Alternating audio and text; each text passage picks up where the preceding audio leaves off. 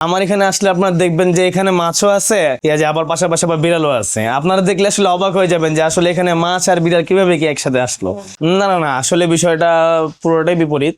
বিড়াল মাছকে কোনো ভাবে কোনো রকমের আক্রমণ বা এরকম কিছু করে না, কারণ বিড়াল হচ্ছে যে আপনার মাংসাশী প্রাণী, আর বিড়াল হচ্ছে যে আপনার যে পানিভীত প্রাণী, এটা আসলে আপনার পানিকে ভয় পায়। আপনার জীবন্ত মাছ পানিতে ঘুরবে, কিন্তু ওরা হয়তো বা খেলবে পানির সাথে, কিন্তু ওরা পানিতে ঝাঁপ দিবে না বা পানিতে কোনো মাছকে অ্যাটাক করবে না। যে মানুষ যেটা ভাবে যে যে বিড়ালের যে কাছে মাছ রাখলে যে বিড়াল মাছকে আক্রমণ করবে বা মাছকে খেয়ে ফেলবে, এরকম আসলে এটাকে বাস্তব না। একুয়ারিয়াম সেক্টর বিলাসিতা প্লাস আপনার বাণিজ্যিকও হতে পারে, কারণ একুয়ারিয়াম সেক্টরে আপনার ফার্স্ট হতে হবে যে আপনি কোনটা প্রায়োরিটি দেন। আপনি যদি শৌখিন হন, আপনি শখ পূরণ করেন, কিন্তু ব্যবসা আল্লাহ পাক দিয়ে দিবে, কিন্তু আপনি মন দিয়ে কাজ করতে হবে। আপনি এটা করা যাবে না যে এটার মধ্যে টাকা আছে আমি এই কাজটা করলাম, এমন না। অর্নামেন্টাল ফিশ বলতে বোঝাচ্ছে যে আমাদের যে একুয়ারিয়াম সেক্টরের যে মাছগুলো, একুয়ারিয়ামে যে আমরা যে মাছগুলো পালন করতে বোঝাই, সেই মাছগুলো হচ্ছে অর্নামেন্টাল ফিশ। আমরা ছোটবেলা দেখছি যে ছোট একটা একুয়ারিয়াম যে আমাদের যে ঘরের পাশে আশেপাশে ছিল, কিন্তু এখন বিষয়টা আর ওরকম নেই। এখন বিষয়টা হয়ে গেছে যে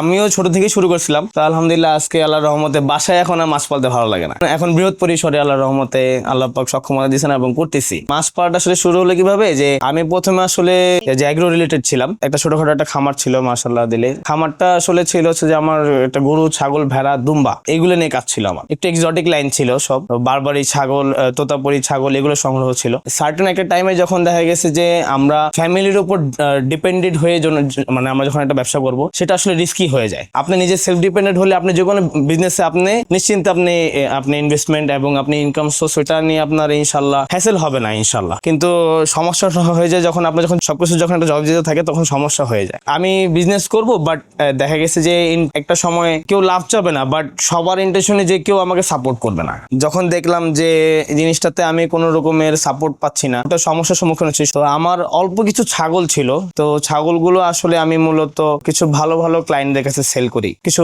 এক্সোটিক লাইনে কিছু ছাগল ছিল, তো এগুলো এক একটা রেঞ্জ ছিল 50 থেকে 60,000, এরকম রেঞ্জের মানে এক একটা ছাগল ছিল। তখন আসলে আমার ওয়াইফও অনেক সাপোর্ট দিছে। আমার ওয়াইফ আমাকে বলছে যে নতুন কিছু একটা করে দেখো হয় কিনা। পরে আমি চিন্তা করলাম আমার বাড়ির ছাদটা তো পড়ে আছে, আমি এটা কাজে লাগাই। 6টা ক্যারেট দিয়ে আমি শুরু করছি। ওই ক্যারেট দিয়ে শুরু করার পরে আল্লাহর রহমতে আজকে অনেকগুলো সেট আপ করছি। আমার 6টা দিয়ে শুরু করে দেখা গেছে যে আল্লাহর রহমতে এখন 24 থেকে 25টার উপরে আর কি যে ট্যাঙ্ক আছে।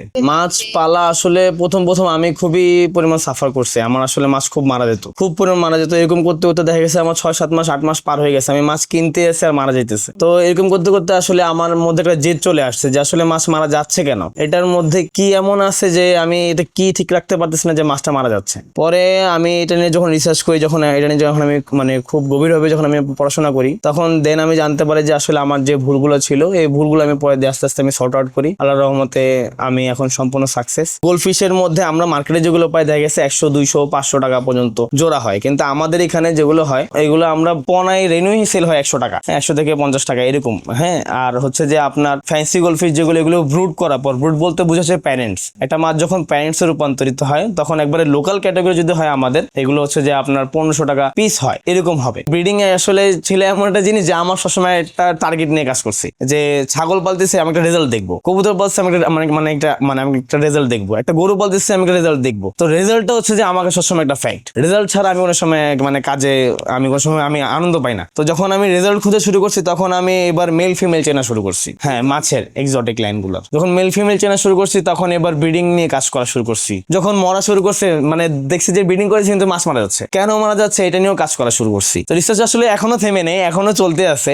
যে আসলে আমার যাওয়ার জায়গা ছিল না, আমি এখনো আন্ডার গ্রাজুয়েট। আমি আসলে 2019 বিয়ে করছি। তো আসলে বিষয়টা এমন ছিল, আমার কাছে খুব চ্যালেঞ্জিং টাইম ছিল যে আসলে বিয়ে করছি, এখন আমি ওয়াইফকে চালাবো, বা আমার আব্বার আছে অনেক অ্যাসেট আছে, কিন্তু আব্বার থেকে দিকে টাকা থাকলে তো হবে না। আর আসলে দেখা গেছে যে বাবার কাছে কখনো হাত পাতি নেই, এখনো স্টিল আমার ফ্যামিলির কাছে আমি কোনোদিনও 1 টাকাও চাইনি যে আমাকে হেল্প করা। আমাকে হেল্প করার পিছনে কেউ নেই, আল্লাহ পাক আর আমি। আল্লাহ পাক আমাকে যতটুকু পরিমাণ স্কোপ করে দিয়েছে, আমি কবুতর সেল করে করে আমি এটা করছি, আমি পাখি সেল করে করে এটা করছি। হ্যাঁ, মানে এক একটা জিনিস আমি ছাড়ছি, কিন্তু আরেকটা জিনিস আমি ধরছি। যখন আমার কোনো আয়ের উৎস ছিল না, বা আমার কোথাও যাওয়ার জায়গা ছিল না, আমাকে কেউ কোনো স্কোপ করে দেয়নি, তখন আমি আসলে এই ছাদটাই আসলে আমি আমার আয়ত্ত করে নিয়েছি। ছাদে আসলে আমি আসলেও আমার বউ অনেক চিল্লাচিল্লি করে যে তুমি ছাদে গেলে এমন কি কাজটা করো যে তুমি বাসায় আসতে তোমার এত সময় লাগে। এমন একটা অবস্থা যে আমি ছাদে আসলে আমার সময় কখন চলে যায় আমি নিজেও বলতে পারি না।